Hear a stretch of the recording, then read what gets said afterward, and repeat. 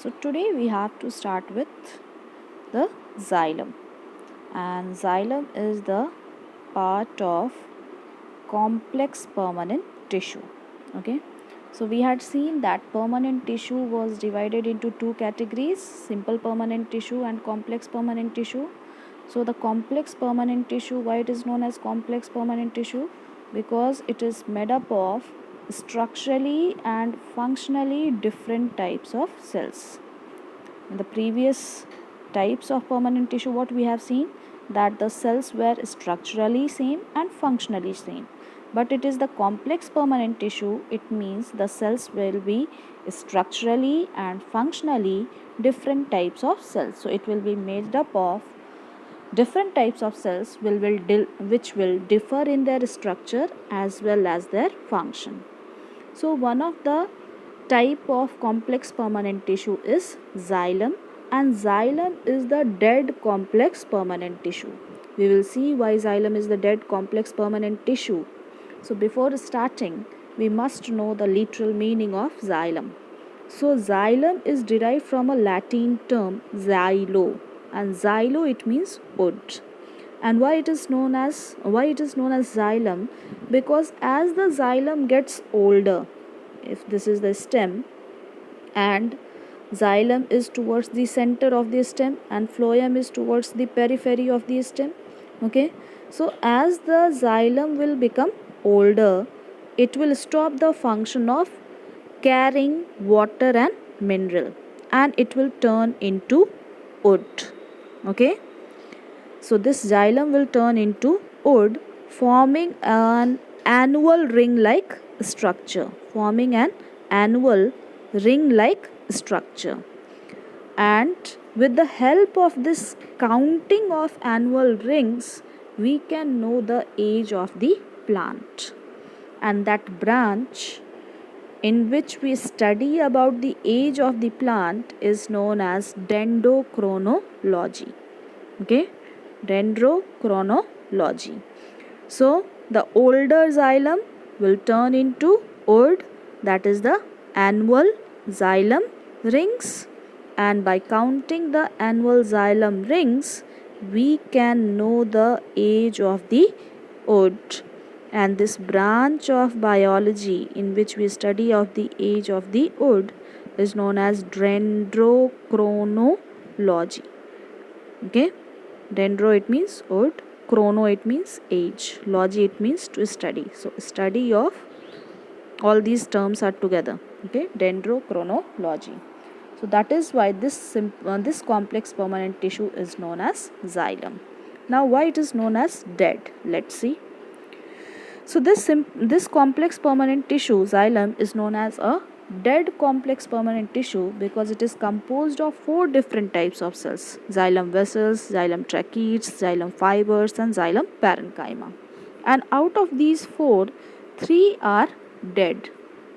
These 3 cells are dead, and only one living type of cell is the xylem parenchyma. So that is why it is known as dead complex permanent tissue. And why it is the complex permanent tissue? Because it is made up of structurally and functionally these 4 different types of cells. So let's see the structure. So xylem is composed of 4 different types of cells: xylem vessels, xylem tracheids, xylem fibers, and xylem parenchyma. So at the center, what is there? Xylem vessel is there. So xylem vessel is thick walled. Xylem vessel is thick walled and elongated cells. And here the wall is thickened due to the deposition of lignin. And why the wall is thickened due to the deposition of lignin? Because the xylem has to carry the water and mineral in the upward direction, that is against the gravity. So when it has to carry the water and mineral against the gravity, enough force will be counterbalanced. The force of the carrying of water and mineral should be counterbalanced with the thickened wall. Otherwise, these walls may get rupture because of the passing of water and mineral will exert a greater force on the walls of the xylem. So to manage this, greater force on the walls of the xylem, the walls gets thickened due to the deposition of lignin. Okay. Then internal cellular components are absent. Whatever cell organelles, protoplasm, cytoplasm, all these are absent. And why these internal cellular components are absent? Because they may create hindrance in the upward motion of water and minerals. So that is why the xylem vessels are thick-walled, elongated cells and arranged end to end. One xylem vessel, then the other xylem vessel is attached end to each other. Okay, and it is forming a continuous passage. Okay, then the transverse wall. Here, this is the one xylem vessel, and here the another xylem vessel starting from here, attached end to end. So this is the transverse wall. This transverse wall gets dissolved. So when the transverse wall will get dissolved, it will form a continuous channel for the transport of water and mineral in the upward direction. So this transverse wall will get dissolved between the two xylem vessels. So structure you understood. Xylem vessels are thick-walled, elongated cells. Internal cellular components are absent. The transverse wall of the xylem vessels gets dissolved, and xylem vessels are arranged end to end each other. Okay, and since internal cellular components are absent, so this is a dead type of xylem cell. Okay, then the next is xylem tracheids or tracheary elements. So tracheary elements is also similar in structure with xylem vessel. It is also thick-walled but not as thick as xylem vessel. Okay, here also the internal components, cellular components are absent, and it also helps in the transportation of water and mineral. So xylem vessel and xylem tracheids takes part in the transportation of water and mineral in the upward direction. Now the next is xylem fibers.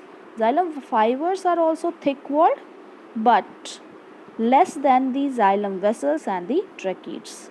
The basic function of xylem fibers is to provide mechanical support to the xylem elements. Okay, then so this is also dead. Internal cellular components are absent. Cell wall is thickened.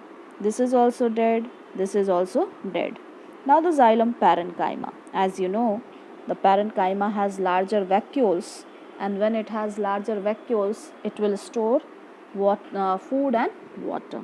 So only living type of cell present in xylem is xylem parenchyma. And what is the purpose of this xylem parenchyma? To provide nourishment to other types of xylem elements. Okay, so it will store food and water in its vacuole, and it will provide nourishment to the xylem fibers, xylem vessels and xylem tracheids. Okay, so this is all about the structure. Now what is its location? It is present towards the center of the stem and root. And then what is its function? It carries water and minerals in the upward direction. I hope I am clear to you all. Thank you everyone.